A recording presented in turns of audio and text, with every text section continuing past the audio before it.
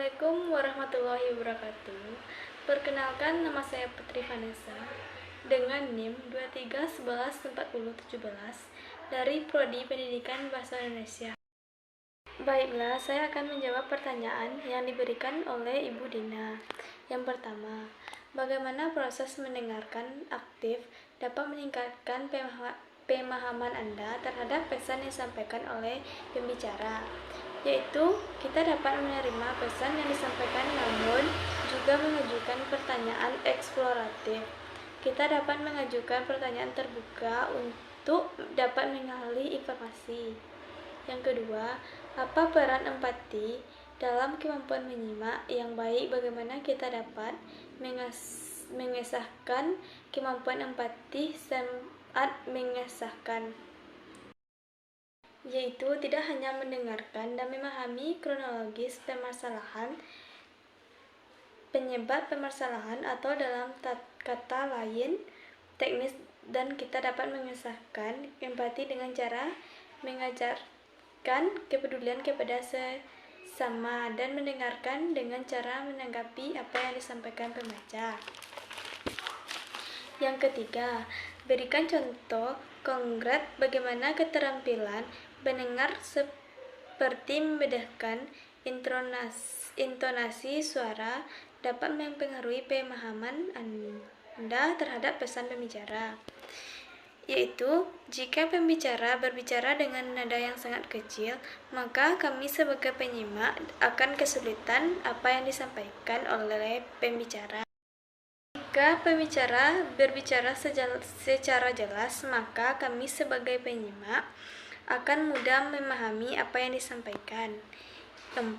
Kenapa keterampilan berpikir kritis penting dalam proses menyimak yang baik? Bagaimana Anda dapat menerapkan saat mendengarkan pembicara? Yaitu karena kita berpikir kritis dapat memahami, meningkatkan, dan menafsirkan setiap yang didengar, dan dapat diterapkan secara aktif dan banyak bertanya. Yang kelima, bagaimana penggunaan catatan atau pencatat saat mendengarkan pembicara dapat membantu Anda dalam proses pemahaman dan retensi informasi? Itu karena pencatat untuk membantu memahami dan menyimpan informasi penting dan untuk mudah dipahami. Yang keenam, apa perbedaan antara mendengarkan dengan tujuan dan mendengarkan tanpa tujuan? Bagaimana menentukan tujuan mendengarkan dapat meningkatkan efektivitas Anda sebagai pendengar? Yaitu, mendengarkan adalah aktivitas secara sadar yang menggabungkan pemahaman, atensi, dan juga emosi. Sedangkan tujuan mendengarkan berinteraksi dengan orang lain, menerima informasi, mengatasi masalah, dan saling berbagi perasaan dengan tujuan untuk menambah wawasan. 7.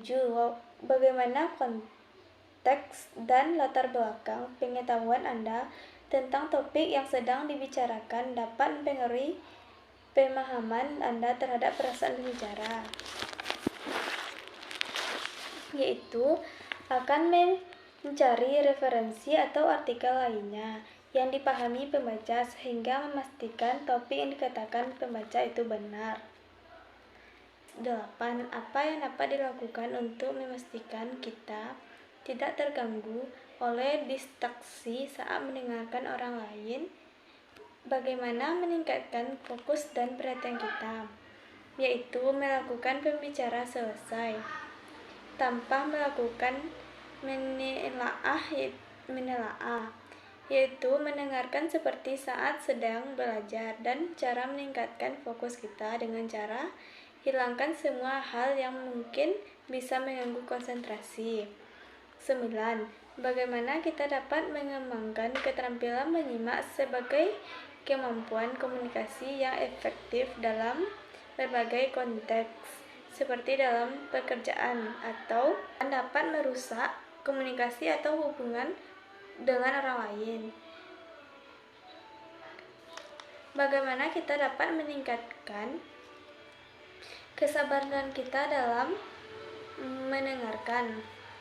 Yaitu contohnya hambatan teknis, hambatan semantik, serta hambatan perilaku. Pada dasarnya, hambatan komunikasi tidak selalu datang dari pihak komunikator dengan cara menjadi orang produktif, bukan reaktif. Hanya itu jawaban yang bisa saya jawab pertanyaan yang diberikan oleh Ibu Dina. Saya akhiri dengan Assalamualaikum warahmatullahi wabarakatuh.